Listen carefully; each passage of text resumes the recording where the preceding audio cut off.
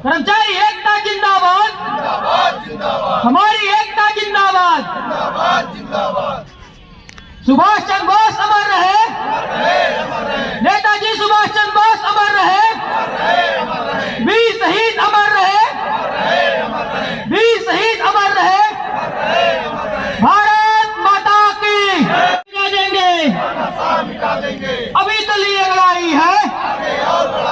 We want justice, we want justice, we want justice। Chairman hi hi, chairman hi hi, chairman मुर्दाबाद, chairman मुर्दाबाद। व्यवस्था दो काम लो, व्यवस्था दो काम लो। धरने पे बैठे हुए हैं सर, ये कोई धरना नहीं है, सांकेतिक विरोध प्रदर्शन चल रहा है हमारा। ऊर्जा विभाग के जो 2 बड़े डिस्कॉम पूर्वांचल और दक्षिणांचल का जो निजीकरण हो रहा, उसके विरोध में हम लोग ये एक सांकेतिक विरोध सभा हमारी है। कोई इस तरह का नहीं है, ये ऊर्जा क्षेत्र के भविष्य के लिए हम लोग बैठे हुए हैं। क्या प्रमुख मांग है आप लोगों की? हमारी कोई मांग नहीं है, केवल ये जो PPP मॉडल पर निजीकरण करने की कोशिश वर्तमान के चेयरमैन साहब द्वारा किया जा रहा है गलत आंकड़ों के आधार पर, उसी के लिए हम लोग यहाँ बैठे हुए हैं।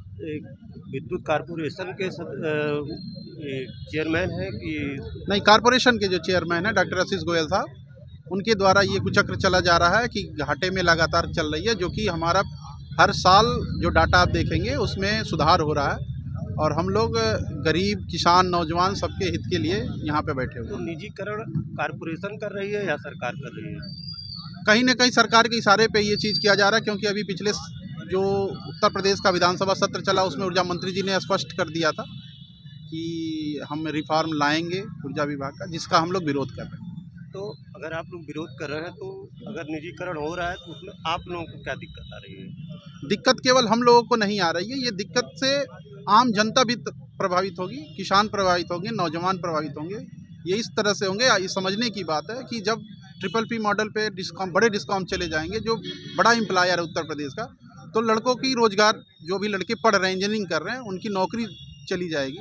किसानों की जो सब्सिडी पे बिजली मिल रही है वो बंद हो जाएगा, और जो भी पूंजीपति यहाँ पे निवेश करेगा वो लाभ कमाने के लिए आएगा, जिससे उत्तर प्रदेश की जनता डायरेक्ट प्रभावित होगी।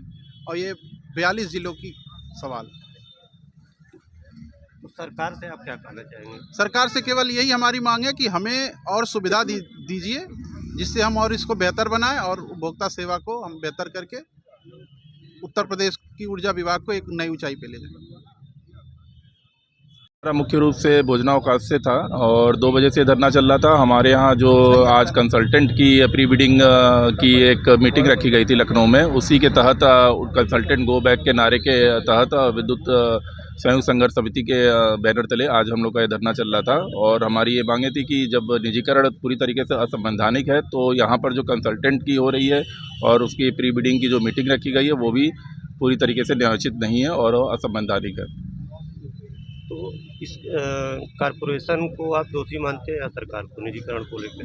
देखिए, जो मंशा है एक तरीके से कॉरपोरेशन हमारा प्राइवेटाइजेशन की तरफ ले जा रहा है। जो भी मैनेजमेंट है, मैनेजमेंट सरकार तो हमारे जो भी इनपुट लेती है वो हमारे जो प्रबंधन है उन्हीं से लेती है। प्रबंधन जो चीज़ें पेश करता है वो सरकार को वो गलत तरीके से दिखाता है कि हमारा विभाग घाटे में चल रहा है, इस तरीके से चल रहा है।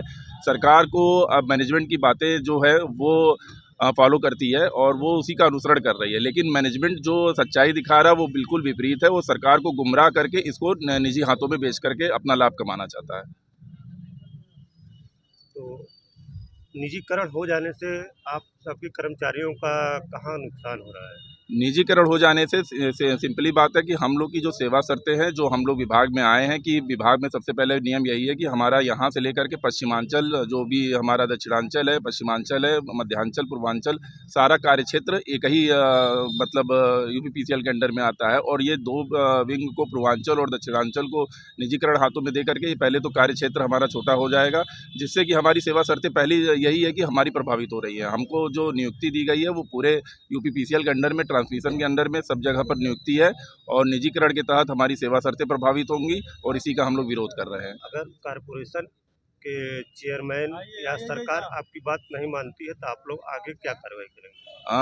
अब जैसा कि अभी हम लोग का शांतिपूर्ण धरना 5 बजे से चल रहा है और ये केंद्रीय कार्यकारिणी जो हमारी है लखनऊ से, वो उनके निर्देश के तहत ही हम लोग अपना ये विरोध प्रदर्शन कर रहे हैं और ये आगे जैसा उनका आदेश आएगा केंद्रीय कार्यकारिणी की तरफ से, उस तरीके से हम लोग ये अपनी विरोध अपने प्रदर्शन को आगे ले जाएंगे। निजीकरण का दोषी किसको मानते हैं?